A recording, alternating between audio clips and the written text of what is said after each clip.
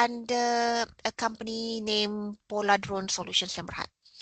This is a Malaysian startup in agriculture and aerospace. This is exactly the kind of case that shows why scaling startups often move within a company-based structure.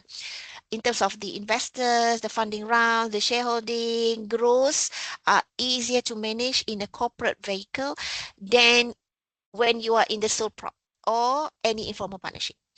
If you are engineering startup if you have a serious plan for commercialization or external investment, multi-founder equity, licensing, expansion, then this Nirang Berhad is often the stronger long-term platform. Okay, it's not a magic, but you with the discipline, more governance, more record keeping, more compliance expectation. This is the choice. Yeah, you do not choose Nirang just because it sounds prestigious. You will choose Nirang because your business model justifies the need. Okay, you have the business model canvas that we discussed last week. Try to have a look again.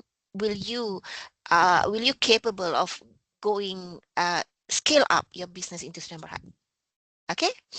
Okay, I want you to understand this. You can have go with all the readings and the materials that I already share in You Learn. I want you to have a look. I want you to also look at the cooperative. Cooperative is quite popular as well. Kooperasi, we call it. Cooperative is different. They are not registered with SSM. They are under the Suruhanjaya Koperasi Malaysia, or we call SKM. Okay, for you engineering student, this is usually not the first structure you think about, but it can be relevant in community-based or a member-owned ventures. For example, a group of you, let's say you have a technician engineering student in a rural area, you might form a cooperative to provide solar installation, community maintenance. You want to share fabrication services and so on. The focus in the cooperative is not purely how much profit you can personally take, but it's more on the collective benefit. Yeah, where you share the ownership and the member-centered governance and so on. So for most technology startup, the cooperative is not actually the usual parts. But if you want to do on the community engineering solution, then okay. If you want to go on the social enterprise or you want to have the collective service models, then this will make sense to you. Okay. So apart from all this, some of other things that you might want to look at, there are quite a lot of other things, like which structure fits the engineering venture and so on. Okay, there are many cases. Probably you can have a look at the e-invoice reality in 2026.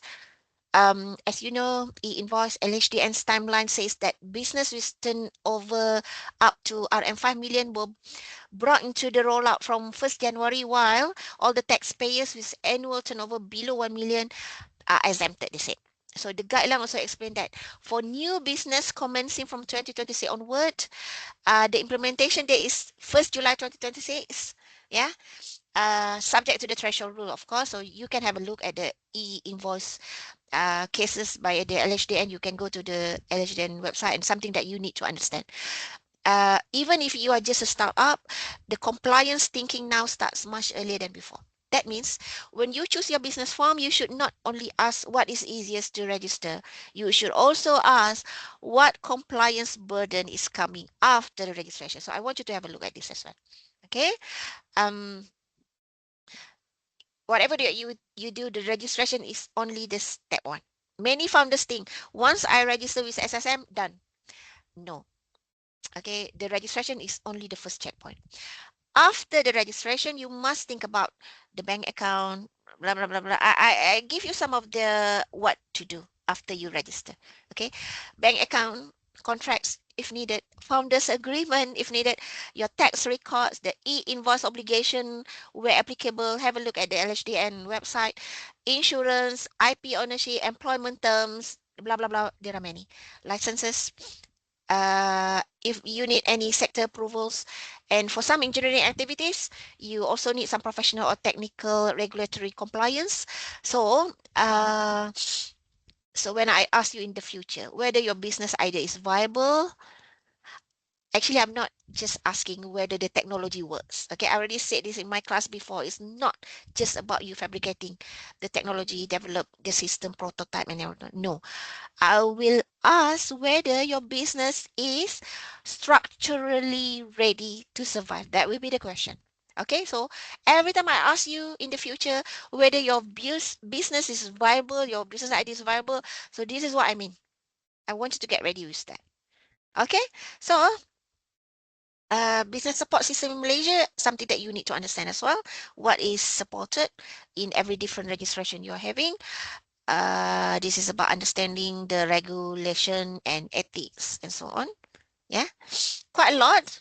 So, the good news is you do not need to do everything alone. Malaysia has a fairly active support system for startup and technopreneurs.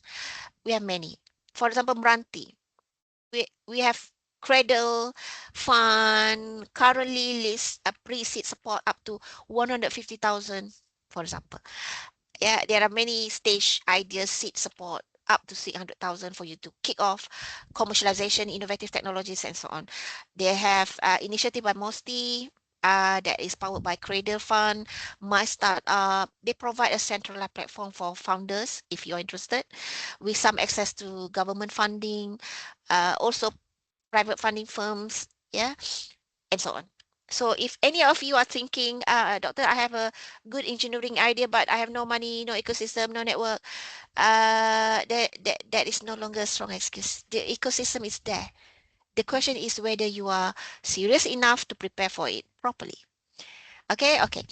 I want you to stick to this as well, ethics. Before I close, I want you to understand this. A lot of startup talks focus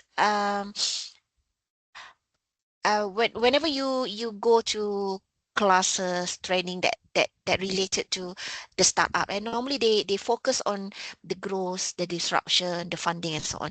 But as an engineer like you, your first obligation uh is the responsibility. Yeah. If you build a system that measures water quality, for example, your data must be reliable. If you design the autonomous device, the safety must come first, please.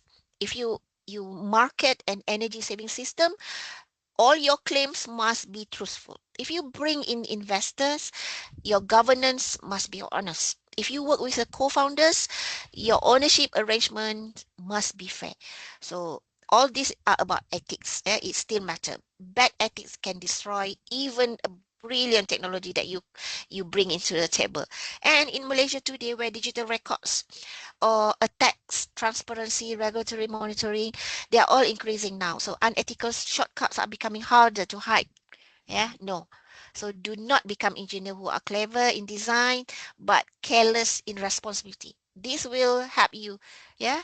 When engineer think about entrepreneurship, many only focus on the invention. Like I said again and again in the class as well, in entrepreneurship is not just about inventing something. It is about converting your technical capability into a sustainable organization. And to do that, you must answer 5 practical questions. I want you to be able to answer this. The first one, what exactly are we selling? Okay, you know it. Last week we do the value proposition. You know exactly what you are selling, what you're offering. You also understanding your uh, customer segment. Yeah, who owns it? Who carries the risk? One, two, three, four. What structure supports your growth? And number 5, last one, what laws or regulations apply to you? If you can answer those 5 questions well, then your final year project has a better chance of becoming not just academic prototype, trust me, but a real venture. This can help you complete your group project. Yeah, understanding under what category that you want to register the business. So you can put this into your group project assignment for business plan report. So before I end my lecture, don't treat business registration as a paperwork alone. You have to treat it as part of your engineering design, but this is for the commercialization. Okay? All right, that's all for me for today. I hope you enjoy the class and understand this better. Try to sit down again with your group members for the group project and start write up for your group business plan report. This is important. Yeah. Identify the registration that is suitable for you. Okay. Thank you very much for your time. I will see you again next week in class. Thank you. Bye bye now.